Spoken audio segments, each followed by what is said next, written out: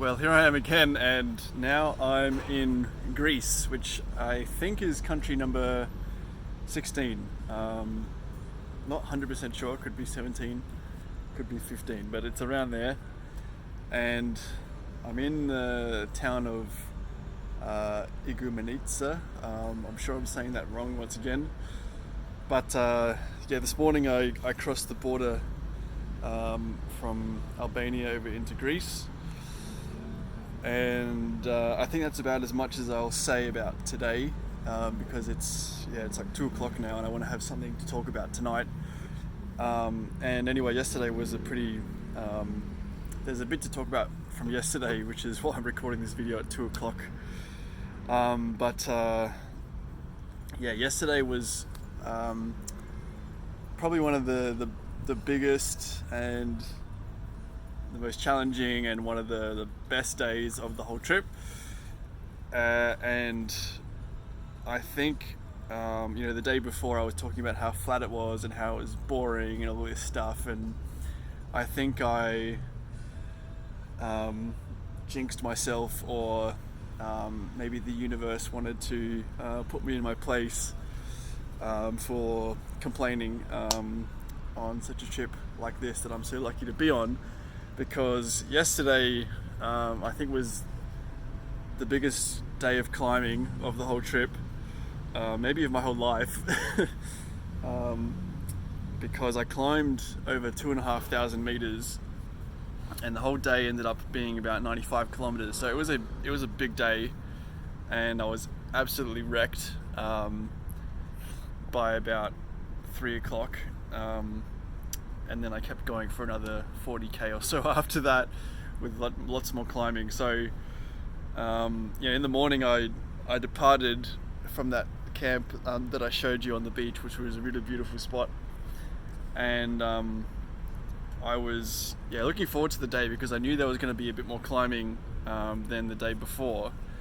But I foolishly didn't look at the plan properly, or really have much of a plan on where I was going to end up, because it was a lot of climbing, and not the very first thing, but the very first thing that happened actually when I was riding off away from the camp, I rode past this little fish monger maybe, and as I went past it, I saw there was a bunch of fins hanging from the roof, and I thought they looked a bit strange, so I turned around and went back again, and I had a look, and I took some photos, and I think some of them were either dolphin fins or shark fins. Some of them were quite big, and some of them had the more U shape of the cetacean type tail. And there was also what I'm pretty sure was a dolphin skull hanging from the roof. And they didn't seem to care that I was taking photos or anything, so I guess all of that is legal in Albania. But I'll put some pictures of that up on my story when I get around to it. So that was kind of an interesting start to the day. And then pretty much soon after that was a really, really big climb, which was about 1,000 meters. From sea level all the way to the top of a mountain, which I forget what the mountain was called, but it was a really, really big climb. And all the while I was listening to the book again, How Bad Do You Want It? And that was giving me some motivation, listening to various Tour de France winners kind of come against all odds to come and claim the yellow jersey and all that stuff. And I was just had this in my ears as I was riding up this mountain, thinking, oh yeah, I'm so strong, not compared to these guys, but it gave me some motivation, and I got to the top just as I was getting close to finishing the book, listening to a triathlete who was 45, who managed to beat all of his competitors despite being 10 years older than everyone else. All this stuff that was quite inspiring. And I got to the top, and I knew that was probably the biggest climb I was going to have until at least Athens anyway, because pretty much all from that point. It's all kind of flat or downish hill to Athens.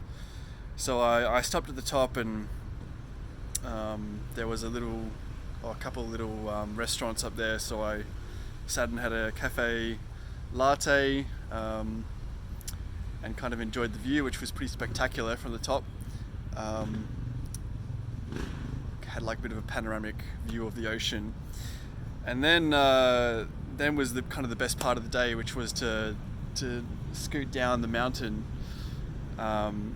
And yeah, I don't know, I didn't clock myself going down, but I probably got up to 60 k's an hour coming down that coming down that mountain. And to be honest, it was a little bit scary because I was going so fast, and I've been a little bit rattled since I think since around Dubrovnik, when I got that thorn in my tire and I lost pressure and fell over at the lights. And so that's kind of been weighing my mind ever since, like this idea of something happening, my tire losing pressure and then falling over at high speed. So I was a little bit cautious coming down that hill, although it was still really, really fun. And I got to the bottom, and there was a German guy and his daughter, and he came over and he like said something in German, and I said hello, and then he's like, "Oh, you speak German?" And I was like, "Oh no, sorry," but he basically just wanted to say how fast I was going, and that was a nice acknowledgement anyway, even though it didn't really mean much. Sometimes it's nice to hear. And I picked up some cheese bureks from a bakery at the bottom. Pretty satisfied that I'd done the hardest part of the day.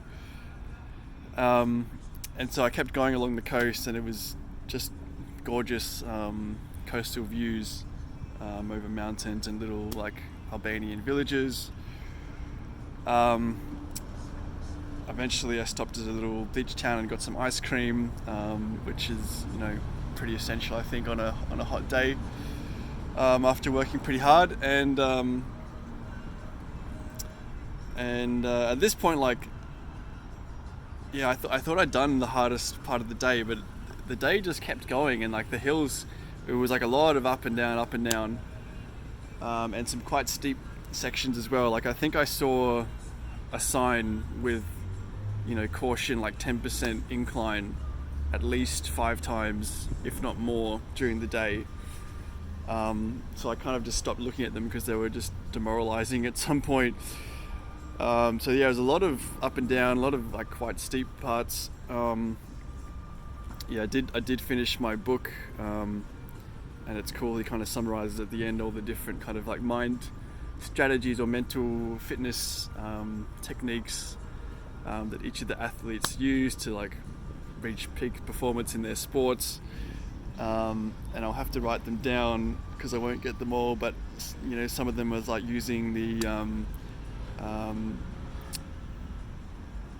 like the success bias or the success factor or something, where like the more times you win something, the more you expect to win, and therefore you perform better.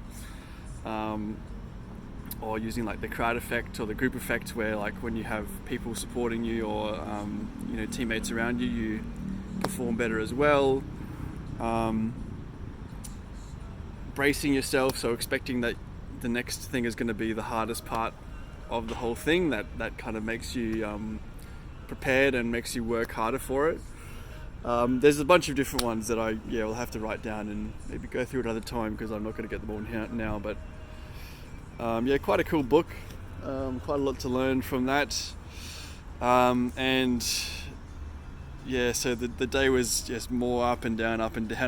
So yeah, in the end, even though I did that 1,000-meter climb first up in the day, I still had another 1,500 meters of climbing to do after that, which wasn't easy either. And the day was kind of wearing on. It was about 5 o'clock or so, and I was checking the map and I couldn't find any campsites in the vicinity, so I had kind of reconciled with the fact that I was going to have to wild camp. which wasn't an issue really, other than the fact that I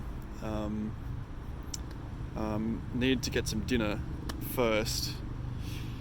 And so I ended up going through this small town just as the sun was coming down, and there was a pizzeria shop sign on the there's a biker behind me here.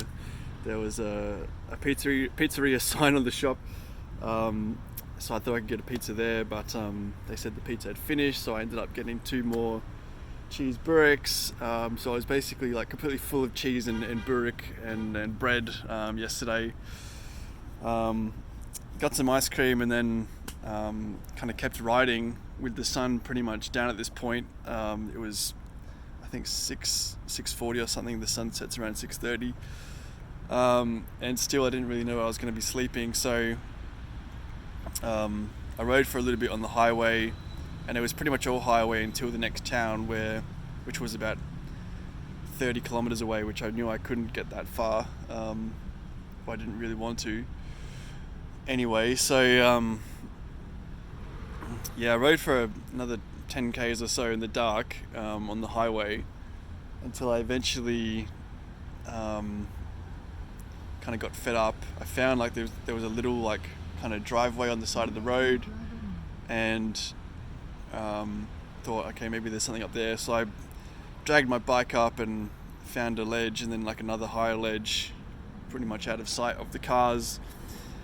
And that was it. I set up my tent, and that was my campsite for the night. So I pretty much just had my last cheese burek, drank a beer in the dark, and then went to bed around 8:30 or something. And it was really nice because I had the fly. I kept the fly off the tent so I could just kind of see all the stars. And I woke up quite a few times throughout the night, just with the moon like right above me, and it was really bright. Not sure if it was a full moon or what, but yeah, really nice night. And there was no screaming kids like there are in most campsites, so it would be nice to do some more wild camping actually. But I'm feeling a bit gross today. I might need to have a shower at some point or go for a swim in the ocean, which is actually right in front of me. So quite a bit's happened today as well, but I'll talk about that in my next video, which might be tonight or might be tomorrow morning. I'm not sure, but I'll talk to you then. So bye.